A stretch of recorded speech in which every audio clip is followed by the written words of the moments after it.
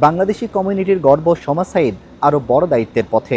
New York state supreme কোর্টের বিচারক পদে তার জয় শুধু এক ব্যক্তির নয়, এটি হতে পারে সমগ্র প্রবাসীদের এক ঐতিহাসিক বিজয়। কুইন্সের ডিস্ট্রিক্ট জাজ অ্যাটর্নি শমা সাঈদ নির্বাচিত হয়েছেন যুক্তরাষ্ট্রের নিউ ইয়র্ক স্টেট সুপ্রিম কোর্টের বিচারক হিসেবে। দীর্ঘদিন ন্যায় বিচার ও নাগরিক অধিকার রক্ষায় কাজ করা শমা প্রথম বাংলাদেশি বংশোদ্ভূত নারী হিসেবে এই আসনে পৌঁছেছেন। তার নির্বাচনের প্রভাব কেবল ব্যক্তিগত নয়, এটি অভিবাসী ও নারীদের জন্য নতুন সুযোগের দিক খুলে দিয়েছে।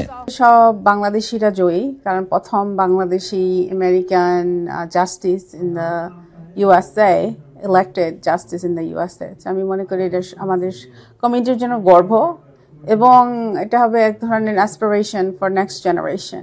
ডিস্ট্রিক্ট 39 থেকে নির্বাচিত শাহানা হানিফ নিউ ইয়র্ক সিটির প্রথম বাংলাদেশি বংশোদ্ভূত কাউন্সিলরম্যান। আবাসন, শিক্ষা ও স্বাস্থ্যসেবার উপর তার কর্মসূচি সরাসরি সাধারণ মানুষকে উপকৃত করেছে। দ্বিতীয়বার নির্বাচনে প্রায় 90% ভোট প্রমাণ করছে বিভিন্ন সম্প্রদায়ের সঙ্গে সরাসরি সংযোগ কতটা কার্যকর ছিল।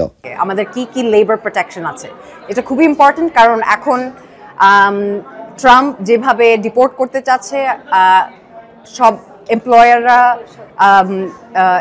এম্পাওয়ার্ড ফিল করতেছে যে তারা মানে তাদের ওয়ার্কারদেরকে তারা ডিপোর্ট করবে, বাট ওয়ার্কাররা যদি তাদের রাইটস জানে দেন তারা জানে যে তারা ফাইট ব্যাক করতে পারবে।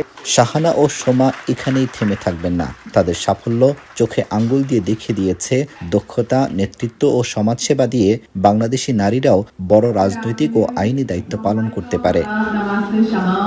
এই অর্জন কেবল ব্যক্তিগত নয়, পুরো কমিউনিটির জন্য গর্ব এবং ভবিষ্যৎ প্রজন্মের জন্য অনুপ্রেরণা।